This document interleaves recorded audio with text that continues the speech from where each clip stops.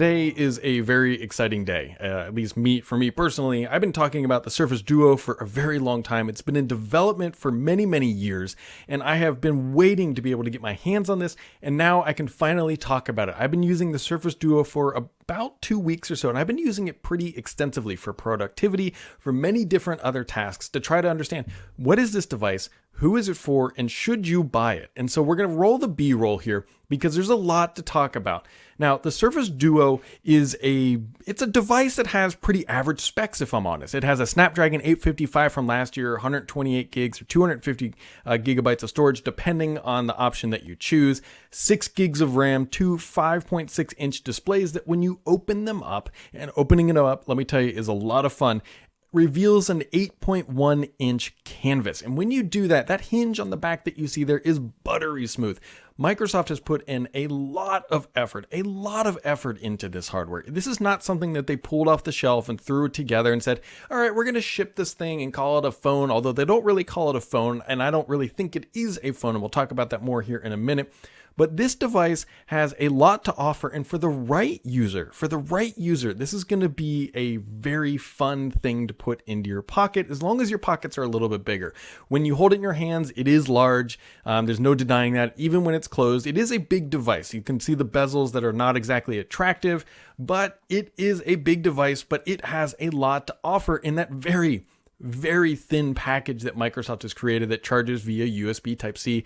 No wireless charging on this thing. And I don't know, well, I do know why. It probably would make it a little bit thicker, but Microsoft went no wireless charging and no 5G. I'm not so much upset by the lack of 5G, that is fine, but it does sort of curtail the longevity of the hardware, because once those LTE towers start flipping over to 5G, then you might lose some connectivity. But it is a phone after all, and the call quality is absolutely fine. I didn't really have any major issues with the phone functionality, and data was pretty fast. Using AT&T, you get LTE speeds, no major concerns there. There's a lot that goes on here with the OS though, and the OS is something that we need to talk about and something that we are going to walk through right now.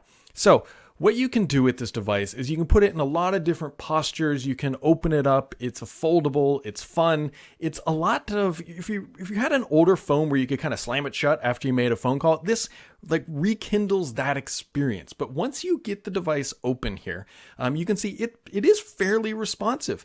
You can see the fingerprint reader there on the side, and it is fast and accurate. I did not have any issues with my personal device unlocking. You can see how quick that is. And I personally have the device set up in a productivity style arrangement. I have my calendar on the left there.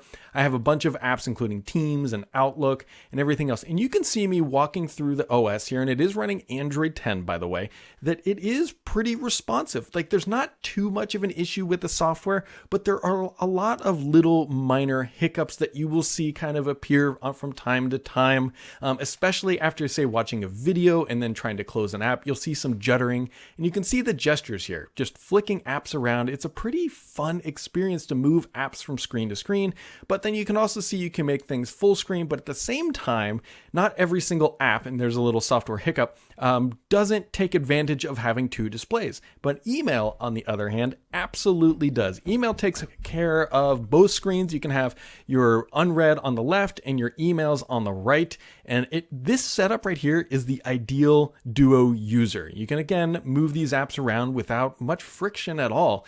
And it's the productivity user and somebody looking for maximum productivity in their pocket that are going to benefit the most, because one of the things you can do, as you just saw there, is launch two apps at one time. And you can have one app on one screen and one on the other, and they remember their position. And it is very, very fun to use apps in that manner. And again, looking at Teams, which again is another Microsoft 365 portfolio app, it works wonderfully here. You can have chats on one side, you can have video calls on the other, you can browse the internet while you're having phone calls with other people on your teams. There's a lot that the Duo can do. And I know it sounds a little cliche, but it's a lot like having a dual PC monitor in your pocket. Now, it's not perfect though, because you can see some built-in apps, like an app by LinkedIn, which is owned by Microsoft, don't take advantage of the full breadth of experiences possible on Duo, what Microsoft called enlightened apps. It's only Microsoft's built-in apps, and primarily it's only Outlook and Teams. OneDrive does take advantage of it, which is nice, but it's it's lacking in other apps. Like Edge here is a perfect example. For when you go full screen, you don't get any benefit. What would be super awesome with Edge is if you could have 2 app windows open at the same time. Now, that might be a limitation of Android. I'm not fully aware, but right now you can't open 2 instances of Edge. Now, folding it back, you get the what I quote unquote one-handed experience. It is a big device when it is in this posture. It is somewhat hard to reach all of the settings. I've got fairly large hands. I definitely don't have small hands, and it's a challenge to reach everything. It is absolutely a 2-handed device, and when you flip it around, you can double tap on the screen, and it brings everything with you. Microsoft has done a pretty good job of making this a relatively seamless experience, but it's not. Sometimes it gets a little awkward when you're moving back and forth, and sometimes the OS kind of forgets what you're trying to do, and you can get a little bit lost in the UI, if I'm honest. And that's probably why Microsoft let me play with it for 2 weeks, because after, I would say, 72 hours or so, getting used to how the Duo works became much more natural. There's definitely a learning curve. It's not like pulling out your smart device that you probably have in your pocket right now and just running away with it. There's definitely a learning curve to getting used to having 2 screens and having this type of a setup. Now, that's not necessarily a bad thing, but it's something that requires an adjustment period, especially if you are coming from iOS. One of the other things too, by the way, is you cannot open an app full screen. You can open apps in one window or open 2 apps at the same time, but you can't open it full screen like this. And so it does not remember that sort of state, which is a little bit frustrating because, hey, it would be nice if I could click on the Teams icon and then it just pops open. The camera, by the way, which you'll get to see my very lovely recording setup here, is remarkably average. It's got a somewhat awkward experience. You can see the software didn't quite know what to do here. But anyway, so you open the camera, and then what you do is you turn it around and you double tap on the back, and then you can take a picture. That's how it works. And you can see a little bit of delay, shutter flag there, and there's all the modes you would expect: photo, video, portrait, which portrait does not work well. Don't count on that one. And then you can just close it right back up and stick it back into your pocket. The device, it's a lot of, I got to tell you, it's a lot of fun to use, and there's definitely some novelty to it. There is absolutely no denying that the novelty is there. it's a foldable screen. It goes all the way around. Microsoft put a significant amount of effort into this hinge. And I know we always kind of joke that, hey, Microsoft's a hinge company, but in this case, they absolutely nailed it. Opening this up feels more like a jewel or using a piece of like luxury equipment or an automobile than it does just a flexible, foldy thing. There's the right amount of heft to it, by the way. It does not feel heavy. It doesn't feel too awkward like on the size, but it's noticeably large. And so if you have tiny hands, this is not going to be the device for you.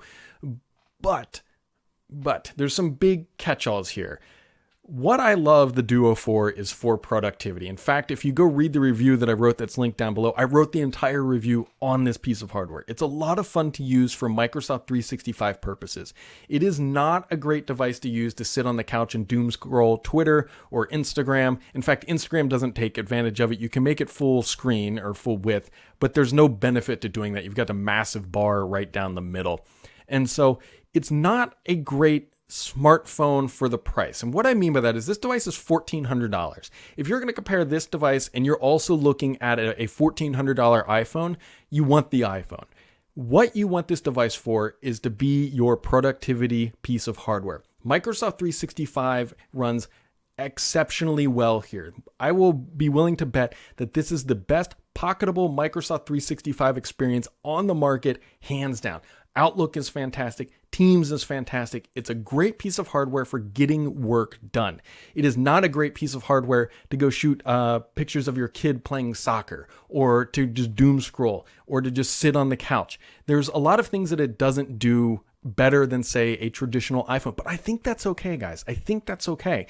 Because what Microsoft is trying to do here is build on its heritage of productivity. And this is the best productivity phone/device on the market. So much so that it reminds me of the PDAs. Like, this thing reminds me of like the PDAs from the early 2000s.